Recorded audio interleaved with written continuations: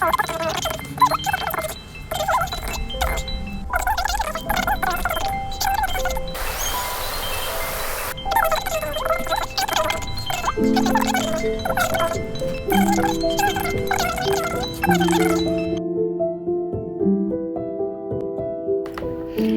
කාලයක් බලාගෙන හිටිය දවසක් බිසීම බිසී මගේ යාළුවෝ ටිකක් එදා එකතු කරගන්න පුළුවන් වුණා.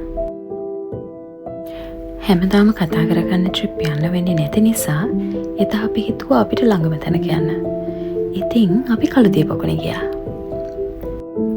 අපි කැලේ දිගේ ඉස්සරහටම ගිහිල්ලා අපිට හරියන ප්ලේස් එකක් කිව්වා. ඒ කියන්නේ ටිකක් නිදහසේ ඉන්න පුළුවන් තැනක්. අපිට ඕනුනා ගොඩාක් වෙලා කයිය ගහන්න. ගොඩාක් වෙලා මතක අවුස්සන්න. ටිකක් නිදහසේ ඉන්න. ඒ නිසා අපි මේ කැලේ ඇතුලෙන් ගිහිල්ලා ලස්සනම තැනකට ගියා. සබදාම කියන්නේ වෙන මේක. හොටෙල් එක අපි අපිට කැමති තැනකට යනවා නම් අපි කැමති හොටෙල් එකකට යනවා නම් අපිට මිලක් නියම කරනවා. ඒත් මේ සබදාමේ අපි කැමති තැනක් හොයාගෙන ගියා කියලා එයාලා අපිට මිලක් නියම කරන්නේ නැහැ. ඒත් අපි දැනගන්න ඕන මේ සබදාමට පෙරලා ආදරය කරන්න. එයාලා දෙන දෙයට පුළුවන් තරම් වටිනාකමක් දෙන්න. මේ තමයි අපි තෝරගත්ත හොටෙල් එක. පේනවද ලස්සන? පේනවද නිදහස? මේක කොයිතරම් සල්ලි වේදන් කරත් ලබා ගන්න බෑ. අපි හොයාගෙන ආව තැන අපිට හම්බුණා.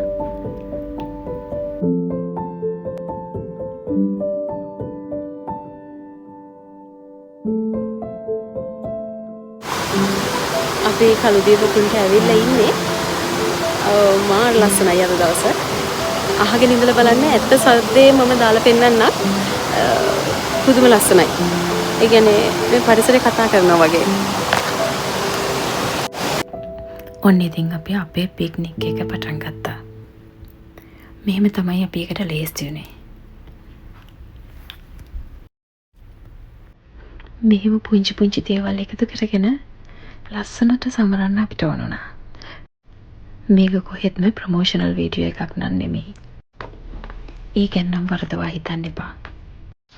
මේ අපිව සැමරුව හැටි. අපිට වෙන් කරගත්ත දවසේ අපි අපේ ජීවිතවල මොන චරිත රඟපෑවත් අපිට අනන්‍ය වෙච්ච අපි කියලා මිනිස්සෙක් ජීවත් වෙනවා. අපි යට ජීවත් වෙන්න ඉඩ දෙන්න ඕන. මහා බැරෑරුම් ලෝකෙක බැරෑරුම් මූණක් මවාගෙන ජීවත් වෙනවා කියන්නේම ලොකු කරදරයක්. එහෙම ජීවිතයකට මෙහෙම නිදහසකුත් ඕන වෙනවා. එදාට ඒ බැරෑරුම් මූණ පැත්තකින් තියලා ලස්සන මූණ ටිකකින් ඉස්සර වගේ hina වෙන්න තියෙනවා නම් ඒක තමයි ජීවිතයේ සැනසීම කියලා මම හිතන්නේ.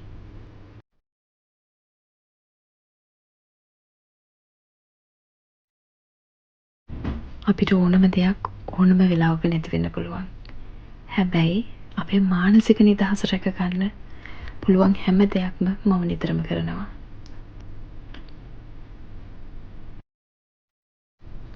මේ කතා කරන්නේ නම් ඇත්තටම කිසිම හරයක් ඇති දේවල් නෙමෙයි. ලොකු ගැඹුරු සාකච්ඡාවලුත් නෙමෙයි. ඒත් මේ තමයි රිලැක්සින් ටයිම් එක. අපේ පරිසරයට නම් බින්දුවකවත් හානියක් කරේ නෑ. ගෙනාව පුංචි කොළ කෑල්ල ඉඳන්ම අපි ආයේ මේ මල්ලට දාගෙන ගියා. මේ පරිසරෙන් අපිට දෙයක් දෙනවා නම් ඒ තරමටම අපිට දෙන්න දෙයක් නැති බව ඇත්ත. මොකද අපිත් මේ පරිසරයේ නිර්මාණ. මේ පරිසරය විසින් මවපු ලස්සන ජීවිත තමයි අපිට තියෙන්නේ. ඒ පරිසරයට හානියක් නොකර ඉන්න හැම මොහොතකම මම උත්සාහ කරනවා. ඇත්තටම මේ නවත්තපු තැනින් ආයෙ පටන් ගෙන කතා කරන කයියක් නෙමෙයි. අහුවෙච්ච තැනින් හිතිච්ච දේවල් කතා කර හරියම නිදහසේ කිසිම බාධාවක් නැතුව ගෙනිච්ච විකාර කයියක්. ඒක මයින්ඩ් රිලැක්සින් තෙරපි එකක් වගේ.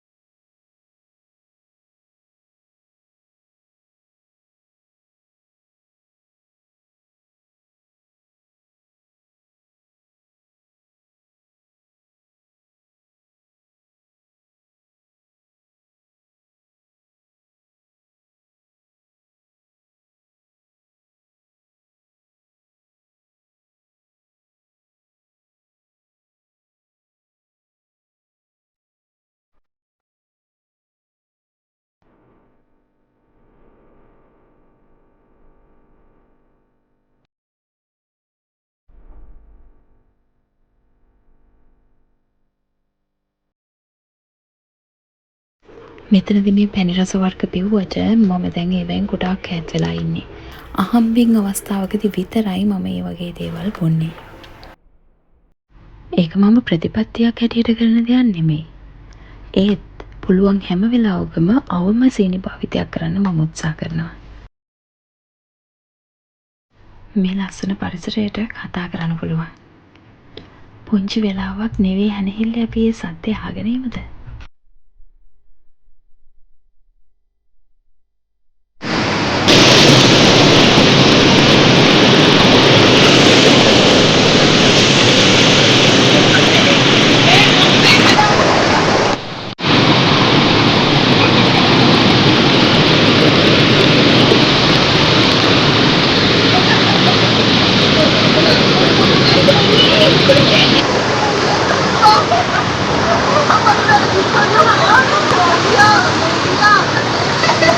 අපි යමු චුට්ටක් එහා හරියට.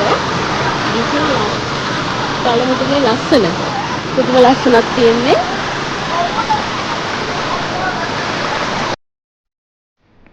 මම පුංචි කාලේ ඉඳන් කොහේ ගියත් ටිකක් තනියම ඉන්න ආසයි. ඉතින් මම තනියම ඇවිදගෙන යනකොට මෙන්න මේ චූටි සුලිය මට හම්බුණා. ඒක හරි පුංචි දෙයක්. එනට එයා හරි ලස්සනට සෙල්ලම් කරනවා. ඉතින් මම ඒක වීඩියෝ කරා. ඊළඟට මම මේ චූටි වතුර වලක බැහැලා පොඩි කල්පනාවක් දාගෙන හිටියා.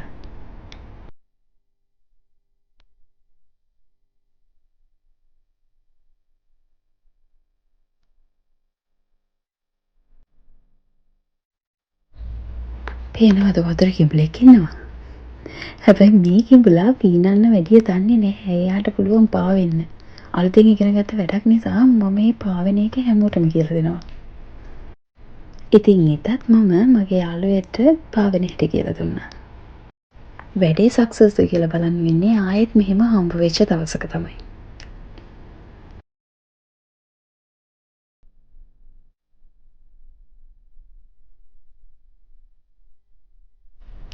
ගෑනු ළමයින්ගේ චූටි විකාර වැඩ දන්නේ නැද්ද? වතුර ටිකක් ගහගෙන හරි සතුට වෙන්න පුළුවන්. ඉතින් අපිත් අර පුංචි කාලේ වගේ පුංචි මොඩ සෙල්ලමක් කරා.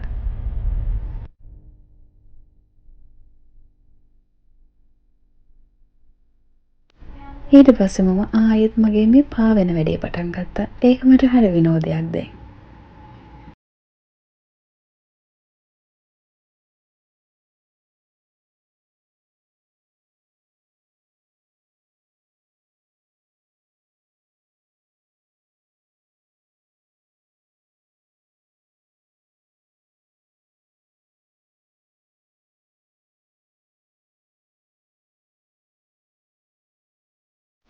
ඉතින් මේ කැලේ ඇතුලේ ගෙවුනේ තා දවස නිමා වෙලා අපි ආයෙ ගෙදර යන්න ආවා.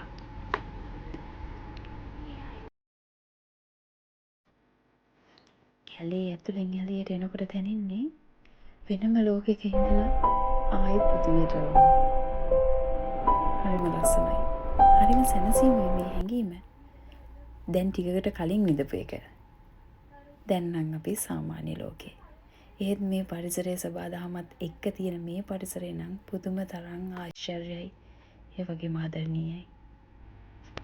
ඉතින් මේ ලස්සන දවසට සමු දෙලා අපි මේ පුංචි මතක ටික එකතු කරගෙන ඒ වෙලාව ටිකක් සෙල්ලම් කරලා අපි ගෙදර ගියා. පුංචි කාලේ වගේ ආයෙත් සෙල්ලම් කරා තුවල සෙල්ලම්